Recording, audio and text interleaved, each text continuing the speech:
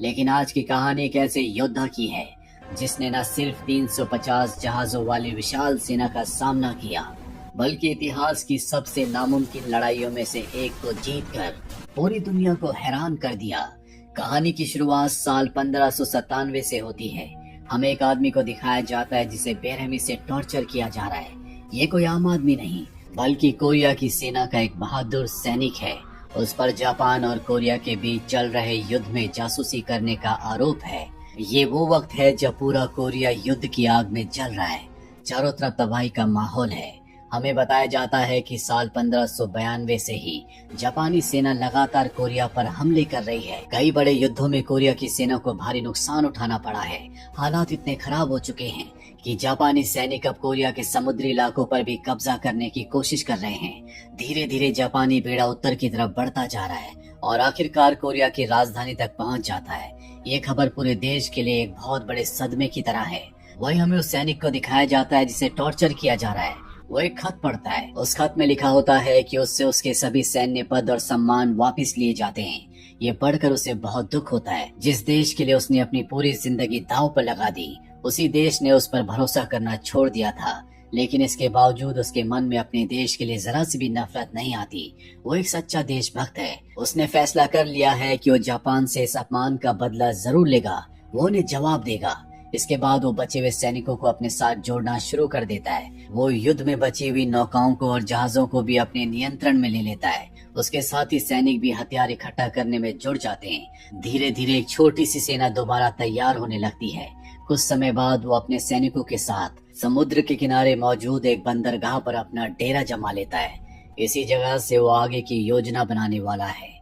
वहीं दूसरी तरफ कुछ ही दूरी पर मौजूद एक और बंदरगाह पहले से जापानी सेना के कब्जे में है। अब वो अपने भरोसेमंद सैनिकों और अधिकारियों के साथ बैठकर जापानियों के खिलाफ योजना बनाने लगता है। तभी कप्तान सुझाव देता है कि उन्हें राजा के आदेश का पालन करते हुए बाकी सेना के साथ जाकर मिल जाना चाहिए। वो बताता है कि उनकी सेना के कई सैनिक पहले भी जापान के डर से युद्ध का मैदान छोड़कर भाग चुके हैं। उसकी बात का समर्थन करते हुए दूसरा सैनिक बताता है कि पिछले कुछ दिनों में भी कई सैनिक सेना छोड़कर भाग चुके हैं। ये सुनकर वहां मौजूद सभी लोग चिंतित हो जाते हैं। लेकिन हैरानी की बात ये थी कि उनका नेता पूरी तरह शांत बैठा रहता है। उसकी खामोशी को देखकर दूसरे कप्तान को गुस्सा आ जाता है।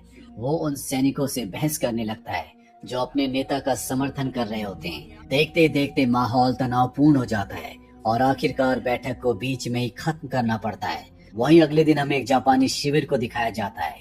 यहाँ एक ताकतवर जापानी कमांडर को दिखाया जाता है जिसने कोरियाई राजा को पकड़ने के लिए एक बहुत बड़ा प्लान तैयार किया है। उसे पूरा विश्वास है कि इस बार उसकी जीत पक्की है, क्योंकि उसे पूरा विश्वास है कि कोरिया का सबसे खतरनाक नौसैनिक कमांडर अब उनके रास्ते में नहीं आएगा। इतना ही नहीं, जापानी शासकों ने उनकी मदद के लिए अनुभवी जनरलों को और बहुत सारे सैनिकों को भेज दिया है। अब जापानी सेना पहले से भी ज्यादा ताकतवर हो चुकी है और उन्हें यकीन है कि कोरिया की जो बची हुई उम्मीद है जल्दी वो खत्म हो जाएगी। वही हमें कोरिया के खेमे में एक जासूस को दिखाया जाता है जो उनका भरोसेमंद जासूस है। वो एक जरूरी खत लेकर यहाँ पर आया है।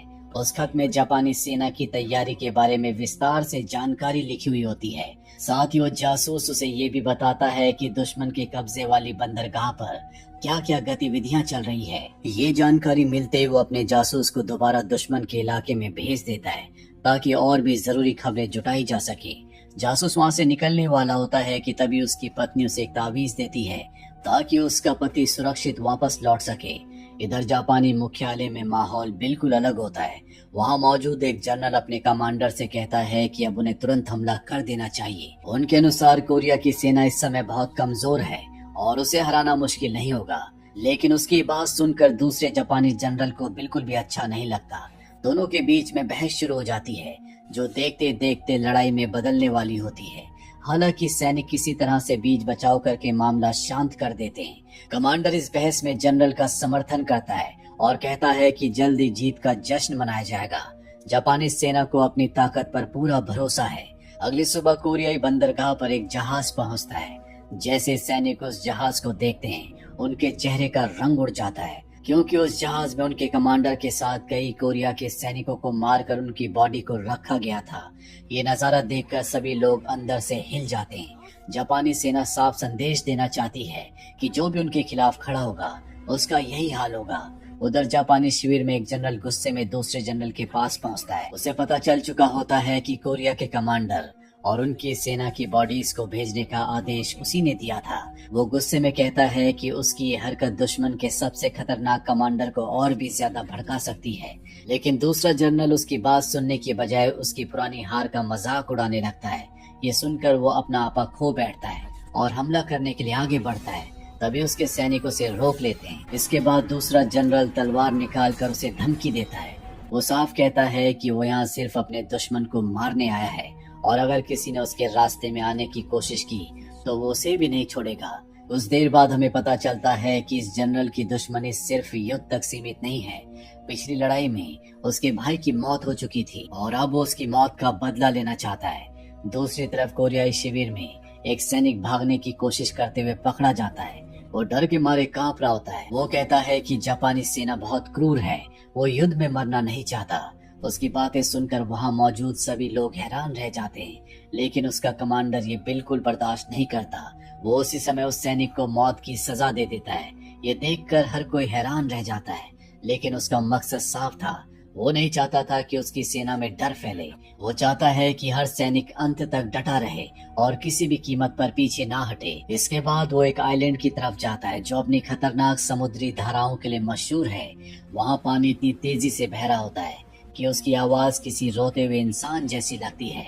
वहाँ के जो लोकल लोग होते हैं उस जगह पर जाना अशुभ मानते हैं। असल में जापानी सेना भी इस इलाके पर कब्जा करना चाहती है, लेकिन उसके मन में एक अलग योजना चल रही होती है।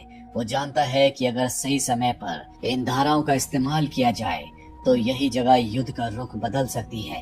उसी रात उसे एक अजीब सा सपना आता है। सपने में उसे कुछ मरे हुए सैनिक दिखाई देते हैं जो उससे अपने देश का बदला लेने की गुहार कर रहे होते हैं। वो घबरा कर उठ जाता है, लेकिन तभी उसे एहसास होता है कि उसके आसपास कुछ अजनबी लोग मौजूद हैं जिन्होंने निंजा जैसे कपड़े पहने हुए होते हैं। वो चुपके से उस पर हमला करने आए थे। अचानक उसका बेटा वहां पहुंच जाता है। पिता और बेटा मिलकर हमलावरों का सामना करते हैं और आखिरकार सभी को मार गिराते हैं। जब उनके चेहरों से नकाब हटाया जाता है तो एक चौंकाने वाला सच सामने आता है। ये उसी कप्तान के आदमी थे जो पहले से उनके फैसलों का विरोध कर रहा था। कुछ देर बाद वो बाहर निकलता है और देखता है कि उसका एक खास वॉरशिप आग की लपटों में घिरा हुआ है। उसे समझते देर नहीं लगती कि ये उसी गद्दार कप्तान की करतूत है। वही कप्तान समुद्र के रास्ते भागने की कोशिश कर रहा होता है, लेकिन उसके भागने से पहले एक वफादार अधिकारी उसे देख लेता है। वो तीर चलाता है और एक ही वार में उसका काम खत्म कर देता है। इसी बीच उसका जासूस भी बड़ी मुश्किल से जापानी मुख्यालय के अंदर पहुंचता है। वो छिपते छिपाते आगे बढ़ रहे होते हैं कि तभी उसे एक कैदी दिखाई देता है जो भागने की कोशिश कर रहा है। जासूस उसकी मदद करता है और एक जापानी सैनिक को मार गिराता है, लेकिन तभी वहां और सैनिक पहुंच जाते हैं। खुद को बचाने के लिए वो कैदियों की कतार में शामिल हो जाता है और ऐसा दिखाता है जैसे वो भी उन्हीं में से एक हो। आगे बढ़ते हुए उसकी मुलाकात एक और गुप्त कोरियाई सैनिक से होती है जो दुश्मन के बीच रहकर जानकारी इकट्ठा करता है। वो अपने साथी को एक जरूरी संदेश सौंपता है और कहता है कि ये खबर जल्द से जल्द अपने कमांडर तक पहुंचा दो। कुछ समय बाद आखिरकार वो खबर उनके कमांडर तक पहुंच जाती है। खबर बहुत ही चिंताजनक होती है। अगले दिन जापानी सेना सैकड़ों जहाजों के साथ हमला करने वाली है। ये सुनते ही पूरे शिविर में तनाव फैल जाता है। रात होते जापानी सैनिक अपने हथियार, बारूद और अपनी वॉरशिप को तैयार करने लगते हैं। वहीं कोरिया की सेना भी युद्ध में जुट चुकी है, लेकिन उनके सैनिकों का मनोबल टूट चुका है। कई लोग कहते हैं कि उनके पास ना तो पर्याप्त हथियार हैं और ना ही इतने जहाज कि वो दुश्मनों का सामना कर सके। कुछ सैनिक तो यहाँ तक कह देते हैं कि युद्ध में उतरने से अच्छा है कि उन्हें अभी सजा दे दी जाए। अपने सैनिकों की यह हालत देखकर उनका कमांडर एक बड़ा फैसला लेता है। वो आसपास के सभी लोगों को इकट्ठा करता है और फिर उनके घरों में आग लगवा देता है। इसके बाद वो सबके सामने कहता है कि दुश्मन की गुलामी में जीने से बेहतर है सम्मान के साथ लड़ते हुए मर जाना। उसकी ये बात सुनकर लोगों के अंदर फिर से हिम्मत जाग उठती है और सभी युद्ध के लिए तैयार हो जाते हैं। अगली सुबह सेना युद्ध क्षेत्र की तरफ बढ़ती है वहां पहुंचकर वो अपने सभी जहाजों और सैनिकों को तैयार करता है। इसी दौरान उसके गुप्त जासूस भी सेना में शामिल हो जाते हैं। इसके बाद वो सिर्फ 12 जहाजों के साथ समुद्र की ओर बढ़ते हैं। दूसरी तरफ जापानी सेना सैकड़ों जहाजों और हजारों सैनिकों के साथ उनकी तरफ आ रही होती है। इतनी बड़ी सेना को देखकर कोरियाई सैनिकों का हौसला एक बार फिर से डगमगा जाता है। उनके 11 जहाज पीछे हट जाते हैं, लेकिन उनका कमांडर अकेले अपने जहाज को आगे बढ़ाता रहता है। कुछ ही देर बाद दुश्मन उनके बिल्कुल पास आ जाते हैं, लेकिन वो जानबूझकर उसी जगह पर खड़ा था जहां पर समुद्र की धाराएं सबसे ज्यादा खतरनाक हैं। तेज लहरों और जबरदस्त बहाव की वजह से जापानी जहाज आपस में टकराने लगते हैं। जैसे उसे मौका मिलता है, वो अपने सैनिकों को हमला करने का आदेश देता है। देखते ही देखते जापानी सेना की पहली टुकड़ी बुरी तरह से तबाह हो जाती है। ये देखकर दुश्मन का जनरल अपनी दूसरी टुकड़ी को आगे भेज देता है। उसका एक अधिकारी बताता है कि समुद्र का दबाव इतना ज्यादा है कि उनका अपना जहाज भी बहुत मुश्किल से संतुलन बना पा रहा है, लेकिन उनका कमांडर घबराने की बजाय आगे बढ़ने का आदेश देता है। वो जानता है कि उसकी असली योजना अभी पूरी नहीं हुई। कुछ ही देर बाद जापानी सेना की दूसरी टुकड़ी भी युद्ध में कूद पड़ती है। दोनों तरफ भयंकर लड़ाई शुरू हो जाती है।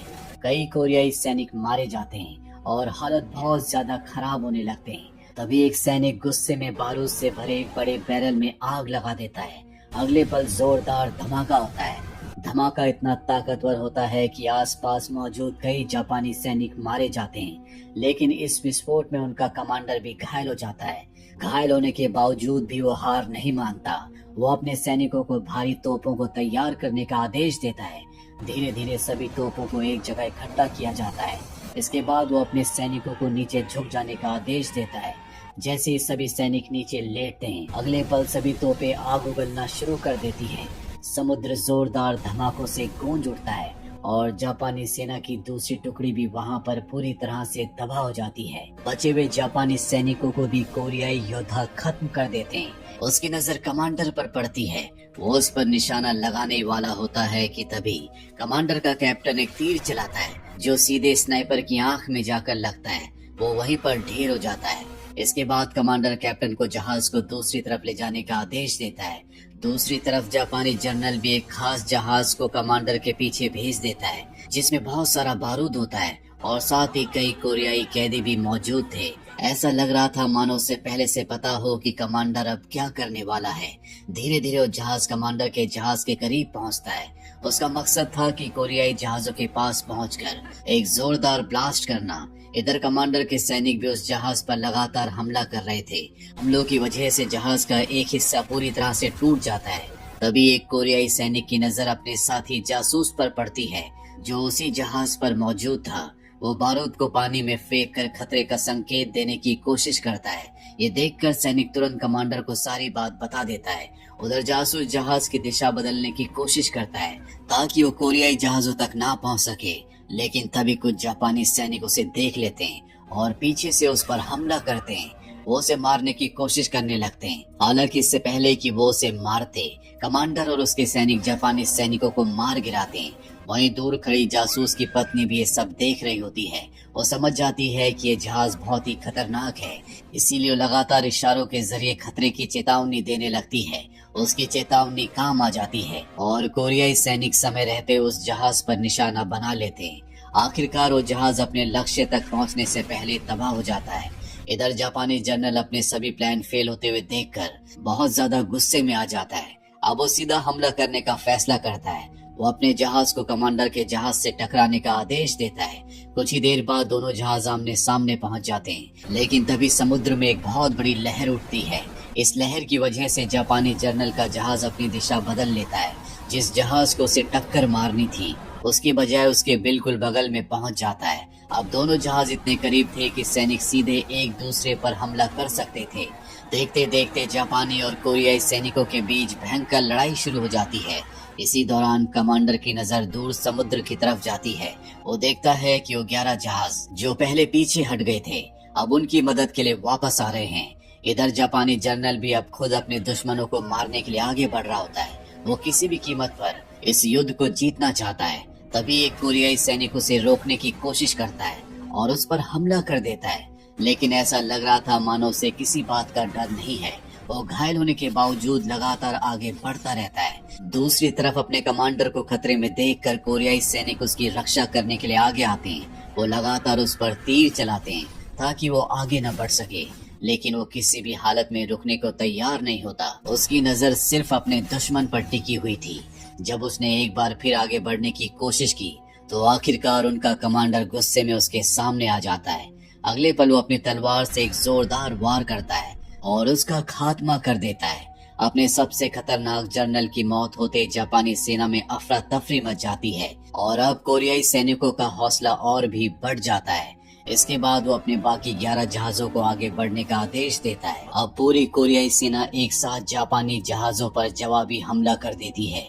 देखते देखते समुद्र युद्ध के मैदान में बदल जाता है।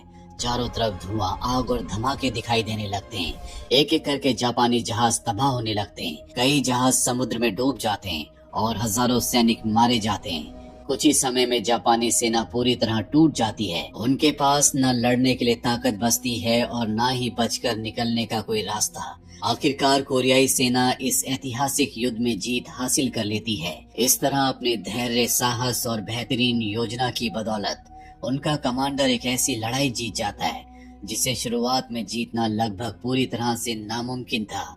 इसी के साथ ये फिल्म, ये कहानी यहीं पर खत्म हो जाती है।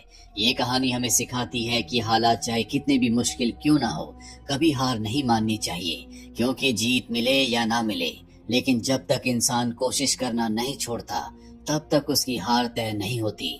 उम्मीद करते हैं कि आपको ये कहानी पसंद आई।